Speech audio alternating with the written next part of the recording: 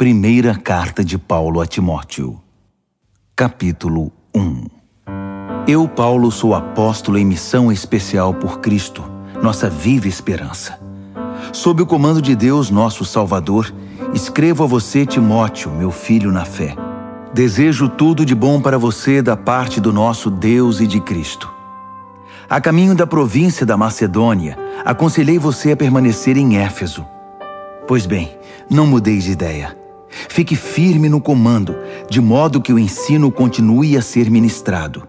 Ao que parece, alguns que ensinam aí estão introduzindo lendas e relatos genealógicos fantasiosos inúteis, em vez de conduzir o povo ao equilíbrio e aprofundá-los na fé e na obediência.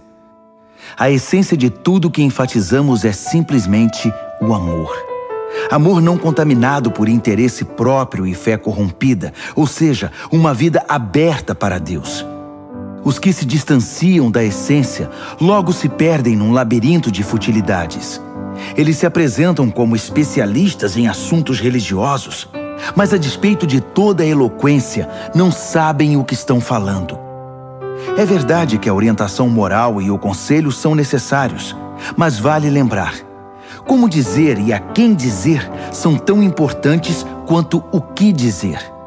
É óbvio que o código da lei não é dirigido a pessoas responsáveis, mas aos irresponsáveis que desafiam a autoridade e não pensam no que é certo a respeito de Deus, da vida, do sexo, da verdade e assim por diante. Eles desdenham da mensagem que o grande Deus me incumbiu de transmitir.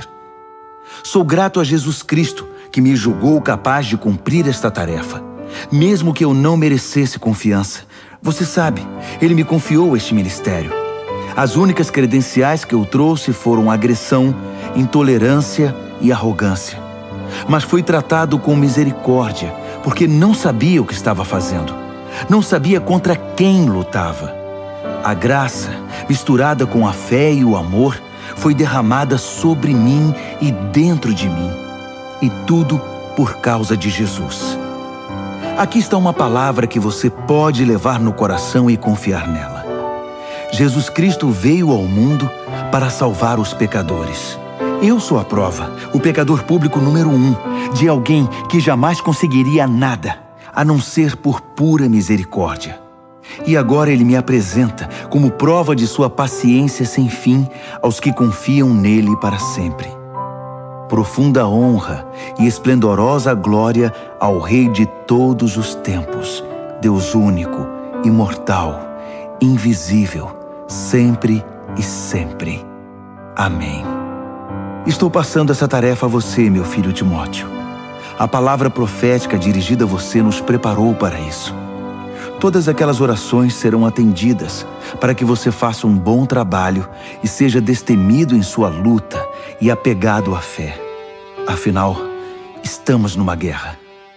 Alguns, você sabe, por relaxar na firmeza e por pensar que qualquer coisa é válida, fizeram da vida de fé uma bagunça. Himeneu e Alexandre estão entre eles. Eu os entreguei a Satanás para que aprendam a não blasfemar. 1 Timóteo, capítulo 2. A primeira coisa que quero que você faça é orar. Ore como souber por todos os que você conhece. Ore especialmente pelos líderes e seus governos, para que governem bem, de modo que estejamos tranquilos quanto à nossa vida simples, em contemplação humilde. É assim que o Deus Salvador quer que vivamos. Ele quer que não somente nós, mas todos sejam salvos e conheçam a verdade que nós aprendemos. Que existe um Deus, apenas um, e um sacerdote mediador entre Deus e nós, Jesus, que se ofereceu em resgate por todos os prisioneiros do pecado para libertá-los. Pouco a pouco as notícias vão se espalhando, e esta tem sido minha única tarefa: levar essas notícias aos que nunca ouviram nada a respeito de Deus e explicar como a mensagem opera, pela fé simples e pela verdade singela. Considerando que a oração está na base de tudo isso, o que mais quero é que os homens orem, em vez de ficar brigando como inimigos, e levantem mãos santas para Deus. Quero também que as mulheres tenham sua participação, portando-se com humildade na presença de Deus, sem obsessão por ficar se enfeitando na frente do espelho ou correndo atrás da última moda, mas fazendo um belo trabalho para Deus, tornando-se belas dessa maneira. Não permito que as mulheres assumam o comando e digam aos homens o que fazer. Elas devem ficar quietas e obedientes, como os demais. Adão foi feito primeiro, depois Eva. A mulher foi enganada primeiro. Foi a pioneira no pecado. E Adão imediatamente depois. Mas o ato de dar à luz trouxe salvação, invertendo a situação de Eva. No entanto, a salvação vem apenas para os que perseveram na fé, no amor e na santidade. E isso os torna maduros. Tenha certeza disso. 1 a Timóteo, capítulo 3. Se alguém deseja ser líder na igreja, ótimo, mas há algumas condições. Deve ser alguém de boa reputação, fiel à esposa, de fácil relacionamento e hospitaleiro.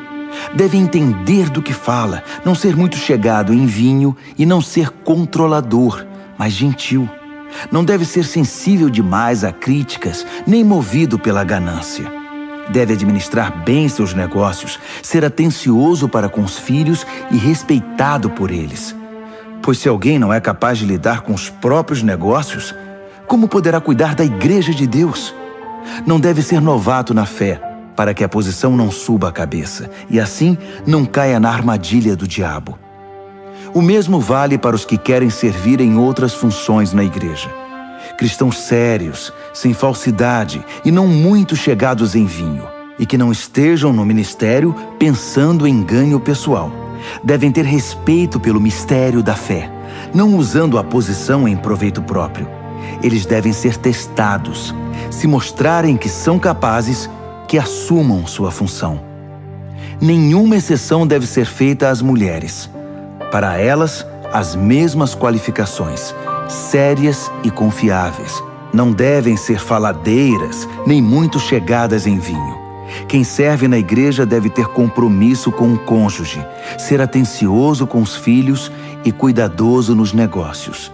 Os que cumprem devidamente o papel de servo serão respeitados, um crédito verdadeiro para a fé em Jesus. Espero visitá-lo em breve, mas caso eu me atrase, escreva esta carta para que você saiba como devem ser as coisas na casa do Senhor, a Igreja Viva de Deus, defensora da verdade. A vida cristã é um grande mistério, muito além do nosso entendimento, mas algumas coisas são bem claras. Esteve entre nós em corpo humano, foi justificado pelo Espírito, foi visto por anjos, foi proclamado entre todos os povos, crido em todo o mundo, recebido na glória celestial. 1 Timóteo, capítulo 4. O Espírito deixa claro que à medida que o tempo passa, alguns desistirão da fé para seguir ilusões demoníacas ensinadas por profissionais da mentira. Esses impostores mentem tão bem e há tanto tempo que perderam toda a noção de verdade. Eles vão proibir o casamento, vão dizer que não se pode comer este ou aquele alimento, comida perfeitamente boa que Deus criou para ser ingerida com alegria e ação de graças pelos que conhecem a verdade. Tudo que Deus criou é bom e deve ser recebido com gratidão. Nada deve ser rejeitado ou jogado fora. A palavra de Deus e nossas orações tornam santo tudo que faz parte da criação. Você foi criado na mensagem da fé e se orienta por ensinos saudáveis. Agora passe adiante este conselho aos seguidores de Jesus e você será um bom servo dele. Afaste-se de histórias tolas que se disfarçam de religião. Exercite-se diariamente em Deus. Por favor, nada de flacidez espiritual. Exercitar-se numa academia é útil, mas a vida disciplinada em Deus é mais proveitosa e deixa você em forma hoje e para sempre. Pode acreditar. Guarde isso no coração.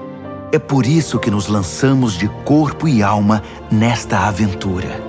Confiamos no Deus vivo, Salvador de todos os homens e mulheres, especialmente dos que creem. Transmita estas palavras, ensine todas essas coisas e não permita que ninguém o despreze pelo fato de você ser jovem. Ensine os cristãos com a vida, pela palavra, pelo procedimento, pelo amor, pela fé, pela integridade. Continue lendo as Escrituras, aconselhando, ensinando.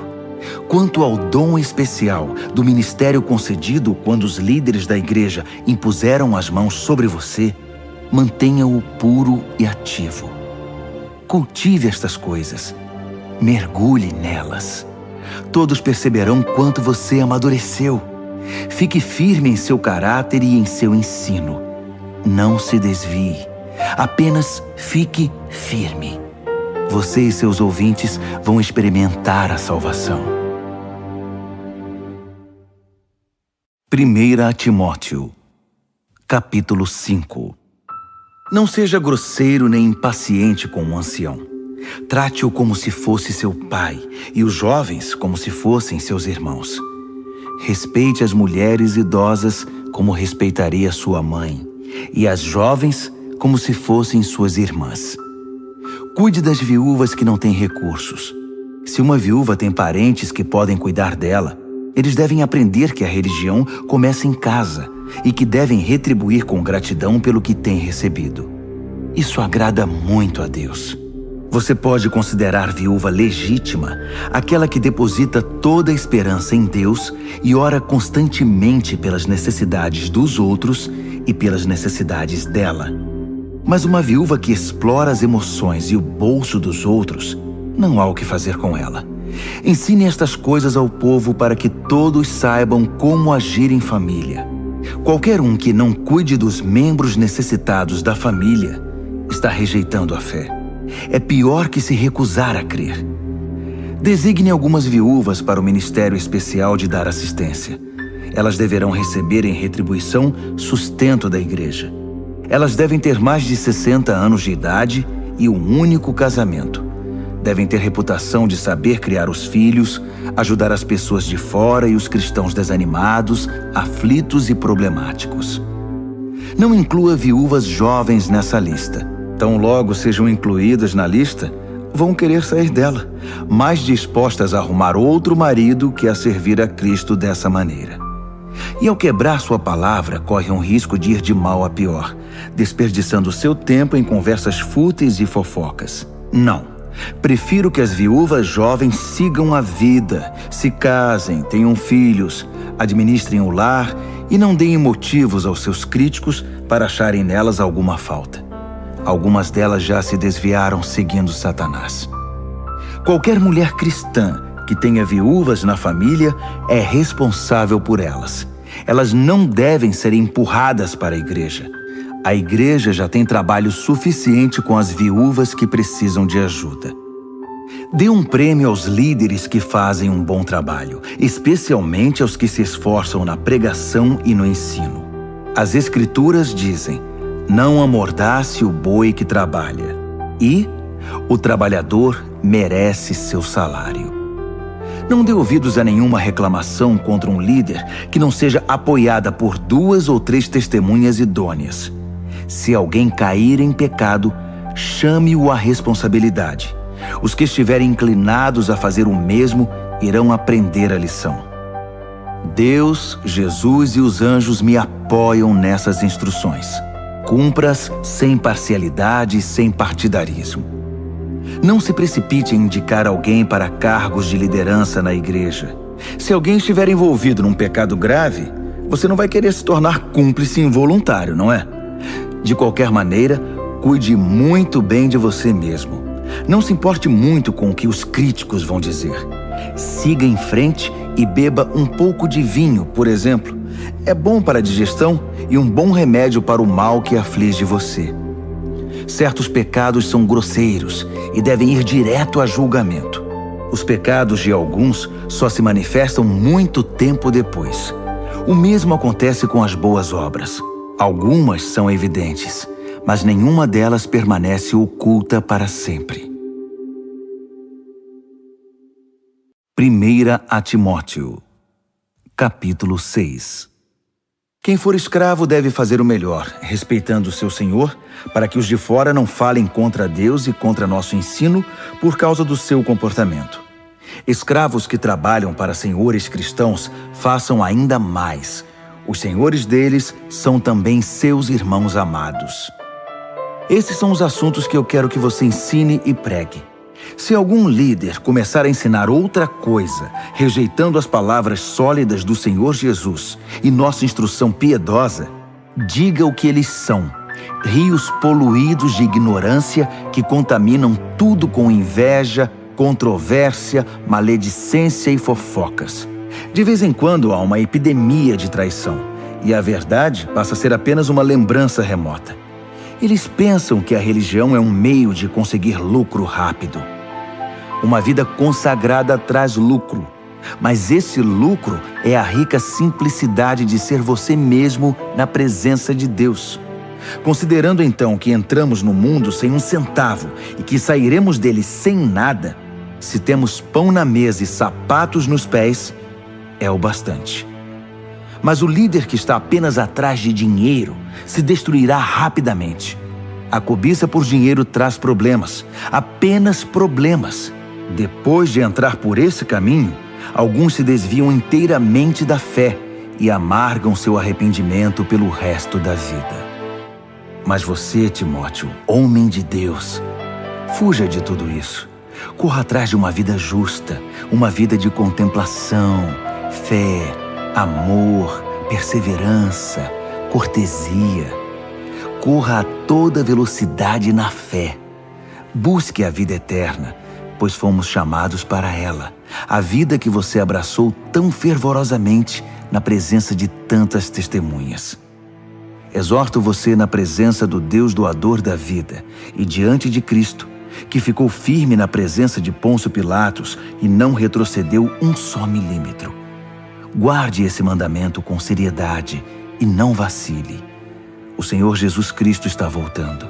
Ele vai se manifestar no tempo certo e sua vinda está garantida pelo bendito e incontestável soberano, pelo Supremo Rei, o Altíssimo Deus.